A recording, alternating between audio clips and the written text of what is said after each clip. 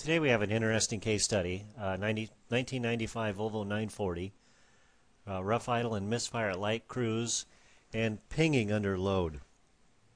Even under light load, very heavy pinging, and no diagnostic trouble codes. And you can tell by the numbers on the windshield that this is a used car lot vehicle.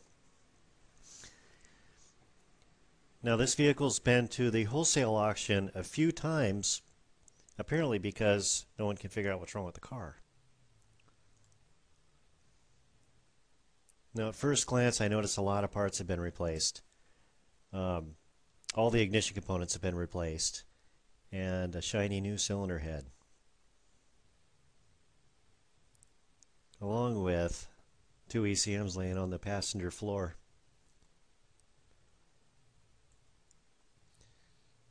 Now if I hold the throttle just right,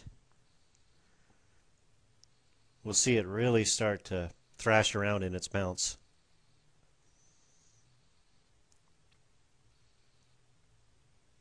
Yeah, right about there.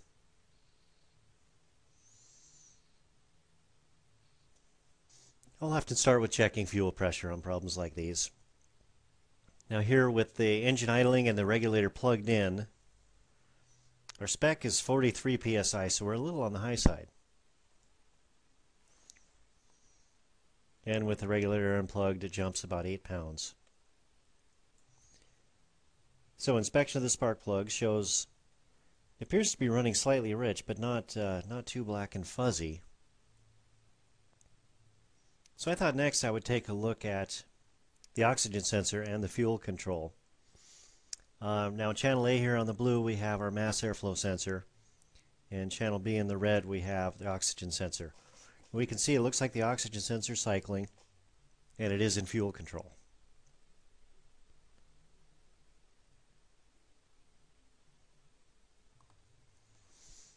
Now here I've captured several secondary ignition events, and I've saved them as an animated GIF file, and here we're replaying it. Now this was captured while the engine was thrashing about in its mounts. And nothing here that stands out. In fact, it's almost a textbook ignition pattern. For my next capture, here on channel A in the blue, we have a sync on cylinder number 1.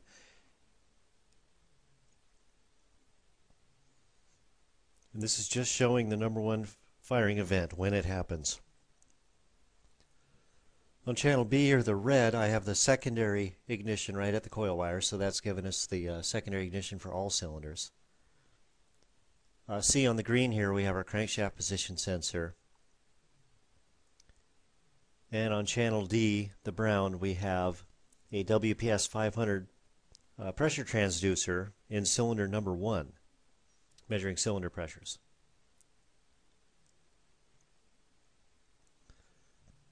Now since our number 1 spark plug is not installed, I just put up an adjustable spark tester on the number 1 plug wire so that we would still get our spike. Let's zoom in a bit here.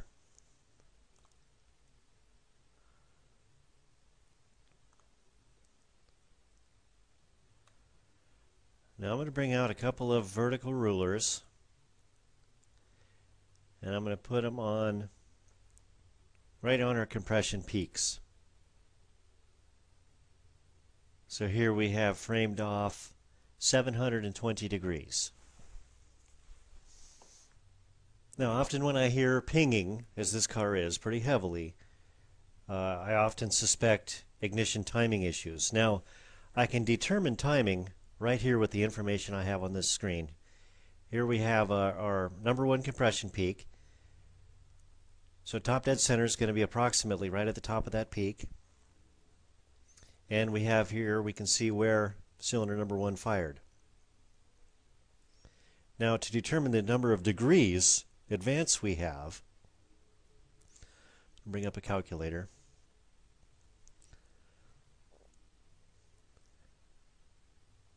Now we have 131.6 milliseconds in our 720 degrees.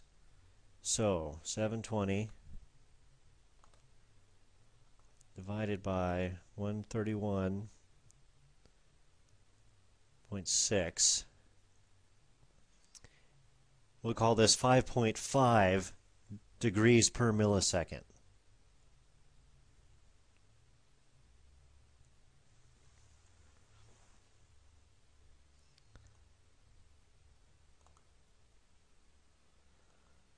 So I'm going to move this ruler right and place it right on top of our firing event. And we have 9.7 milliseconds. 9.7.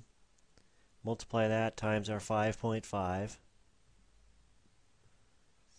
53.35 degrees of advance, and that's just at idle.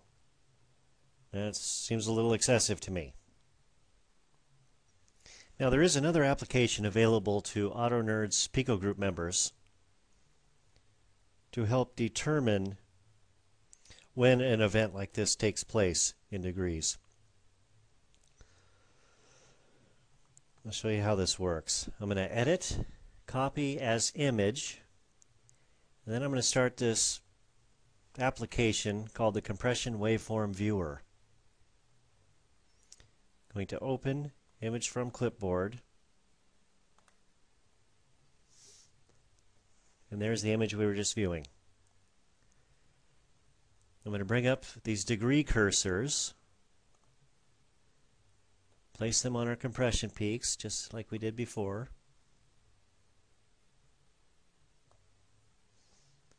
And then I'm going to bring out this extra vertical ruler and place it on our ignition event. And we are 53 degrees advanced. Very nice application, a huge time saver. Has many other functions also, which I'll get into at a later time.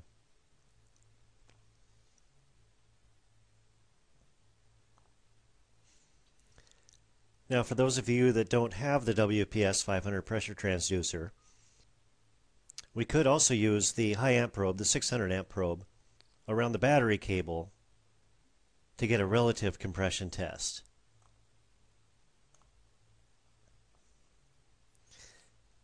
Now with these current peaks representing the cylinder approaching top dead center, we could get a pretty good idea of ignition advance using those also, just not quite as precise as the WPS 500.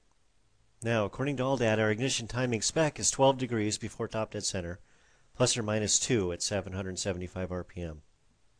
And it's not adjustable. Okay, to get an idea of what's all involved in this system, here we have number 6 is a crankshaft position sensor, and we have our flywheel with these, or flex plate with these windows, and it looks like one window missing right there. And our ignition ECU, along with other information, temperature, pressure, throttle position, and others, will send an ignition control command to the power stage, and the power stage will then trigger the coil. Okay, so our crankshaft position sensor is going to generate an AC waveform like this, and then we'll use the missing window as an indicator of actual engine position. Now this flex plate does not use locating dowels and does not have any offset crankshaft bolt holes, so it can go on in any position. The service procedure says to place it at top dead center of number 1, and we have these 2 pins. Pin A should be 15 degrees of the engine center line here. So I've pulled the transmission, and again here I've put a little tilt here to our illustration because the engine is installed in a slant type of a configuration. Now we can see pin A is way up here when it should be down here. Now we have 8 bolts holding this flex plate on. Therefore, we can rotate the flex plate in 45-degree increments. So here I've rotated the flex plate 45 degrees, putting pin A in its proper position.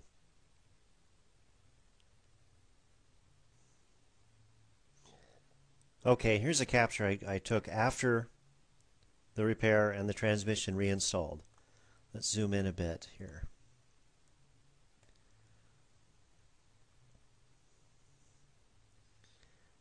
Okay, let's take a look at this with the compression waveform viewer.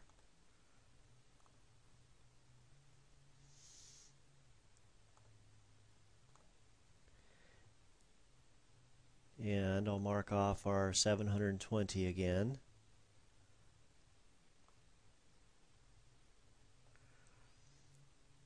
Bring out our measurement ruler.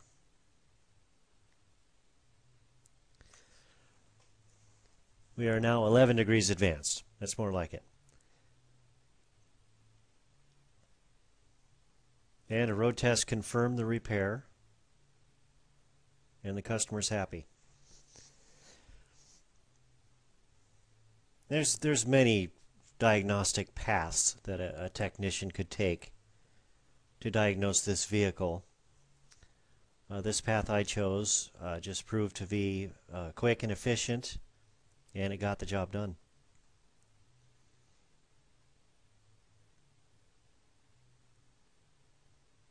If you have any questions, you're welcome to contact us at autonerds.com, and thank you for watching.